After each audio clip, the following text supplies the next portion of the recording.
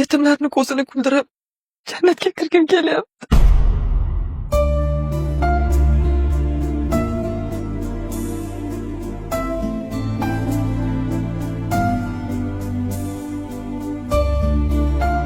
Assalomu alaykum. Va alaykum assalom.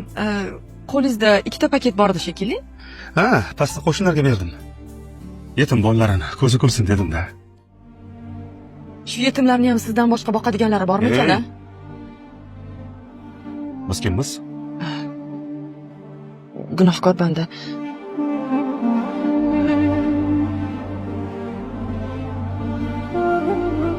Gaplarimni quloqlaringiz bilan emas, aqlingiz bilan eshiting. Bir piyonista o'libdi. Farishtalar unga jannatga marhamat qiling deyishayotganmish. Odam hayron. Axir men bir piyonista bo'lgan bo'lsam, qanaqa jannat? Biron yaxshi ishim yo'q edi.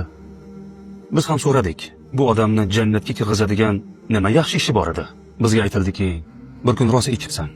Oyoqda tura olmaydigan darajada mast ekansan va yiqilib tushibsan.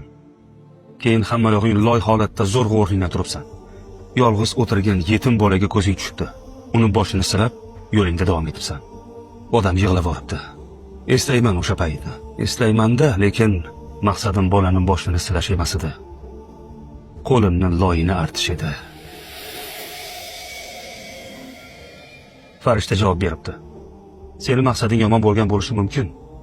Lekin sen o'zing istamagan holda Robbimni bir yetim bandasini ko'zini kulishiga sababchi bo'lding. Shu sababli afv etilding. Shu saryog'ni ham qo'shniga olib chiqib bersam maylimi? Nimaga?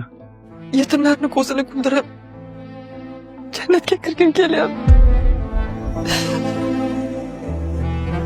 Men ularga hozir sariyog' berdim. Yaxshi, siz bu sariyog'dan shirinlik tayyorlab olishing.